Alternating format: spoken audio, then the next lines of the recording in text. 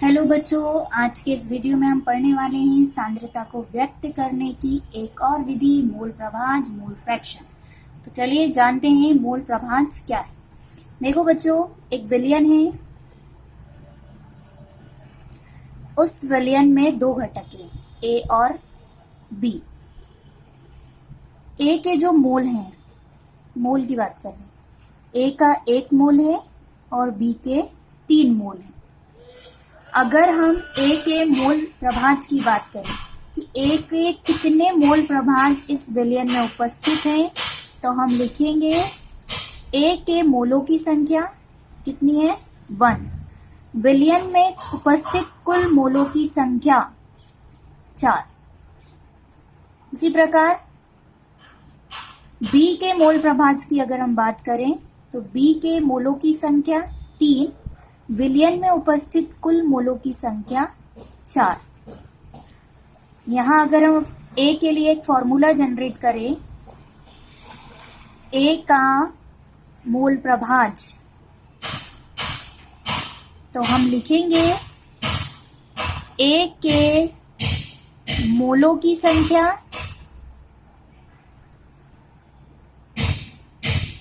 बटे में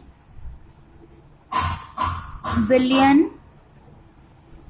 के कुल मोलों की संख्या। इसी प्रकार आप बी के लिए भी लिख सकते हैं। बी का मोल प्रभाज अगर हम निकालें तो कैसे निकालेंगे, बी का मोल प्रभाज बराबर बी के मोलों की संख्या बटे में विलयन के कुल मोलों की संख्या।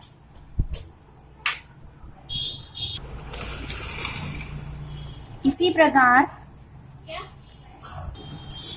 प्रकार अगर हम एक और विलयन लें जिसमें 3 घटक उपस्थित हैं, ए, बी, सी। मान लीजिए ए के मोलों की संख्या Na है, बी के मोलों की संख्या Nb है और सी के मोलों की संख्या Nc है। अगर हम ए के लिए मोल प्रभाज निकालें, बच्चों एक और चीज, जो मोल प्रभाज होता है इससे जीटा से व्यक्त किया जाता है, जो कि एक्स जैसा दिखाई देता है ना? क्या नाम है इसका, जीटा। तो अगर हम ए के मोल प्रभाज की बात करें तो हम लिखेंगे ए का मोल प्रभाज बराबर ए के मोलों की संख्या Na बटे में विलयन के कुल मोलों की संख्या Na plus Nb plus Nc। ठीक है। इसी प्रकार बी का मोल प्रभाज निकालें, Xb बराबर लिखेंगे बी के मोलों की संख्या बटे में Na plus Nb plus Nc। और अगर हम सी के मोलों की संख्या निकालें तो हम लिखेंगे Xc बराबर Nc बटे में Na plus Nb plus Nc। तो ये बने हमारे मोल प्रभाज के फॉर्मूले। बच्चों, अगर हम A, B, C इन तीनों के मोल प्रभाज को जोड़ेंगे तो इन सब का मान 1 के बराबर आएगा। कैसे, अगर हम A के मोल प्रभाज का मान रखें तो क्या लिखेंगे हम, Na बटे में Na plus Nb plus Nc। उसी प्रकार Nb बटे में Na plus Nb plus Nc। उसी प्रकार C के लिए बात करें, Nc बटे में Na plus Nb plus Nc। ठीक है। जब हम तीनों का LCM लेंगे तो क्या बनेगा, नीचे Na plus Nb plus Nc, है ना। और फिर आपको तो मालूम ही होगा इसको इससे डिवाइड करेंगे 1 आया और 1 का इसमें मल्टीप्लाई करेंगे तो Na। तो ऊपर जो वैल्यू आने वाली है वो सेम आएगी, जब आप इसको कट करोगे तो कितना आएगा 1 के बराबर आएगा। चलिए इसके अलावा अगर हम मोल प्रभाज इसकी यूनिट इकाई की बात करें तो इसकी कोई इकाई नहीं होती है, क्योंकि इसमें जो अनुपात है वो समान है इनमें, मतलब यहाँ पर मोलों की संख्या का अनुपात है, यहाँ भी मोल है और यहाँ भी मोल है, तो समान अनुपात होने के कारण मोल प्रभाज की कोई इकाई नहीं होती है। ठीक है, तो इसके लिए आपको नोट कर लेना चाहिए क्या, मोल प्रभाज की कोई इकाई नहीं होती। एक और पॉइंट जो कि आपको जानना जरूरी है, जो एग्जाम में पूछा जाता है, मोल प्रभाज ताप से अप्रभावित रहता है। ध्यान दीजिए बच्चों, वेरी इंपॉर्टेंट पॉइंट, मोल प्रभाज ताप से अप्रभावित रहता है। क्यों कि ध्यान देना आप, अगर आपने यहाँ पर मोल प्रभाज में किसकी बात कर रहे हैं, मोलों की, है ना, ऊपर भी मोल है और डिनोमिनेटर में भी क्या दिया है, मोल। ये वैल्यू कभी भी चेंज नहीं होगी। अगर आपके पास 4 मोल NaOH है, कितना मोल, 4 मोल, तो ठंड के दिनों में तापमान क्या होता है, कम, तब भी ये 4 मोल रहेंगे, बारिश में भी 4 मोल रहेंगे और गर्मी में भी ये 4 मोल रहेंगे, है ना। इनका आकार आकृति परिवर्तित हो सकता है ना, मॉइस्चर एब्जॉर्ब हो सकता है, कम ज्यादा हो सकता है, लेकिन मोलों की संख्या तो हमेशा क्या रहेगी, फिक्स्ड रहेगी। तो इसलिए कहा गया है कि मोल प्रभाज ताप से अप्रभावित रहता है। देखो बच्चों, अब एक न्यूमेरिकल हम सॉल्व कर लेते हैं। एक विलयन है जिसमें प्रेजेंट है बेंजीन। बेंजीन का जो द्रव्यमान है वो है 30 ग्राम। इसी विलयन में उपस्थित है CCl4 जिसका द्रव्यमान है 70 ग्राम। इस विलयन में बेंजीन तथा CCl4 इन दोनों का ही मोल प्रभाज ज्ञात करना है। क्लियर है क्वेश्चन क्या है? बेंजीन और CCl4 दोनों का मोल प्रभाज ज्ञात करना है। तो प्रॉब्लम ये है कि जब मोल प्रभाज आप फाइंड करोगे तो यहाँ पर मोल्स चाहिए, है ना। तो यहाँ पर ये जो द्रव्यमान है इसको हमको पहले मोल्स में परिवर्तित करना होगा। तो देखें आप, बेंजीन के लिए अगर आप मोल फाइंड करेंगे तो मोल के लिए फॉर्मूला क्या है, मोल बराबर होता है दिया गया द्रव्यमान बटे में मोलर द्रव्यमान, है ना।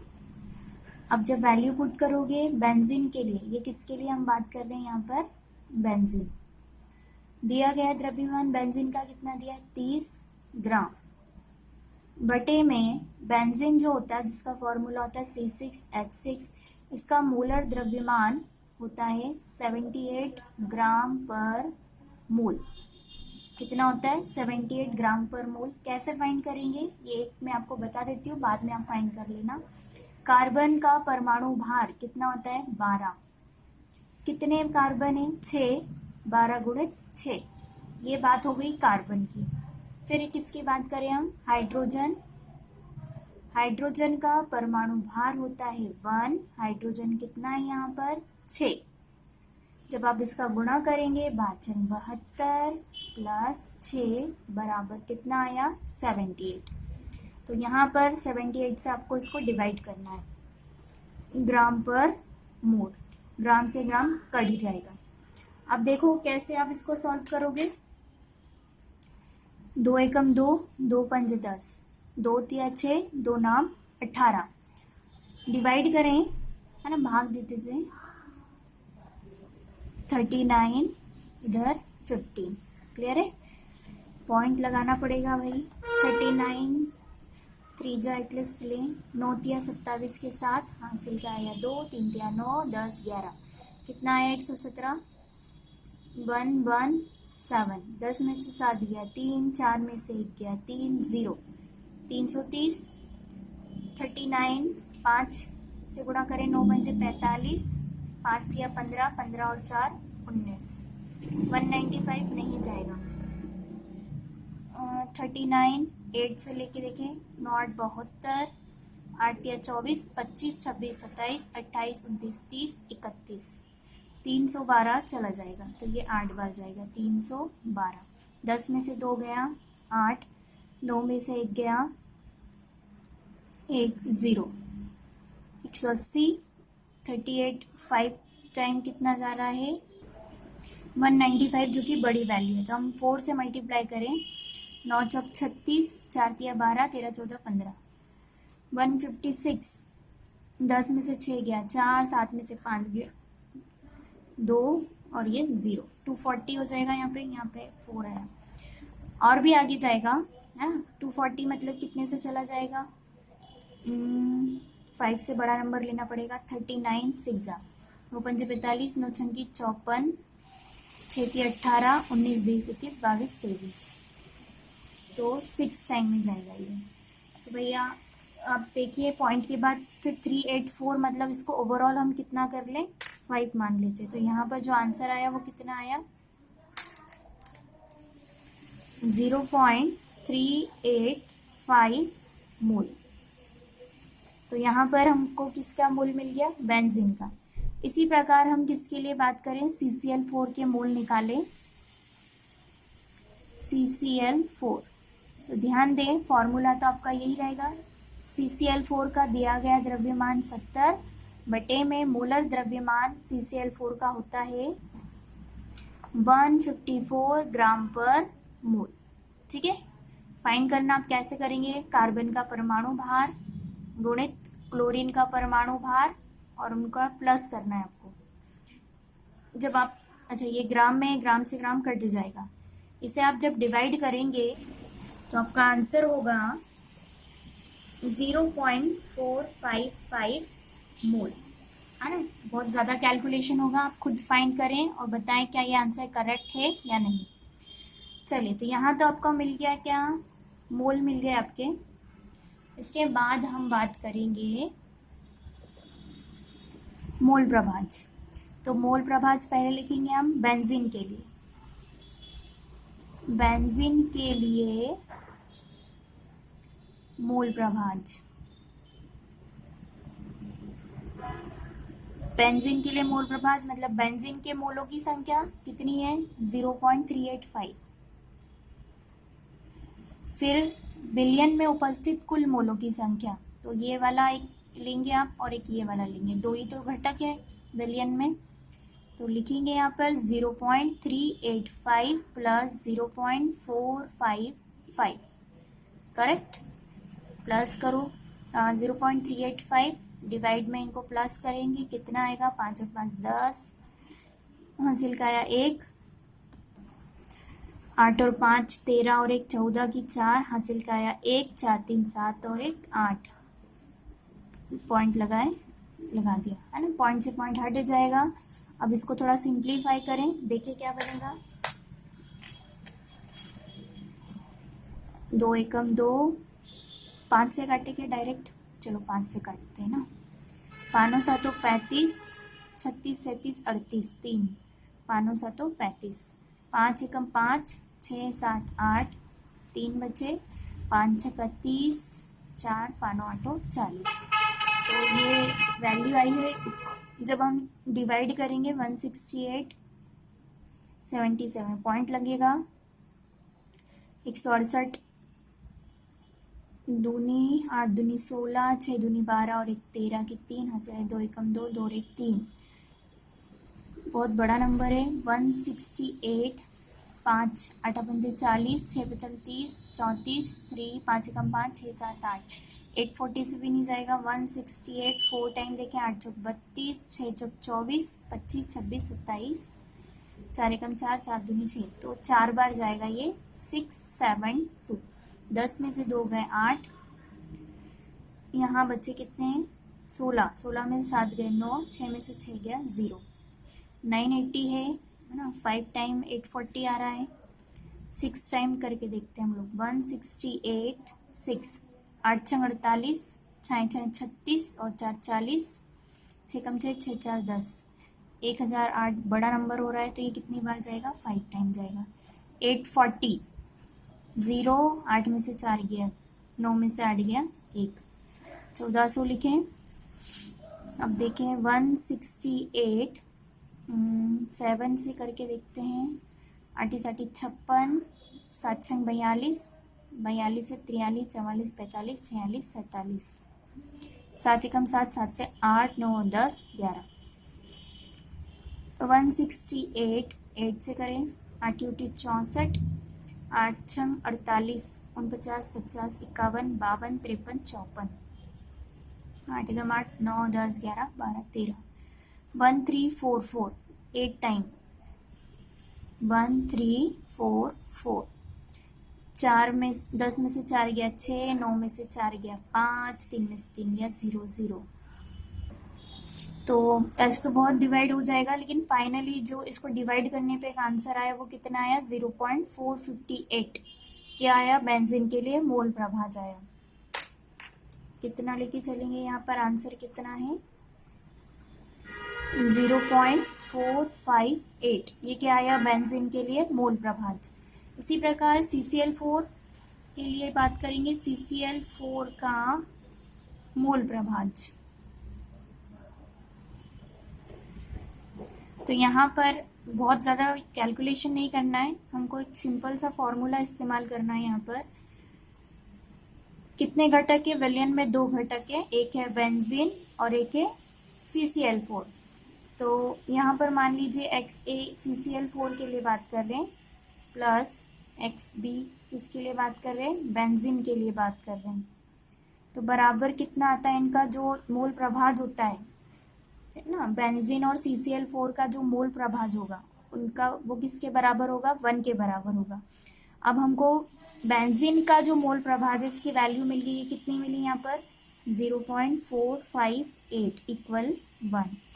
आपको CCl4 के लिए निकालना है, तो CCl4 के लिए निकालने के लिए बहुत ज़्यादा नहीं करना है। यहाँ हम क्या करेंगे, इस वैल्यू को इस तरफ ले जाएं तो हम लिखेंगे 1 माइनस 0.458, और इसको जब आप माइनस करोगे तो आंसर कितना आएगा 0.542। तो यहाँ पर आपका CCl4 का मोल प्रभाज निकल गया है।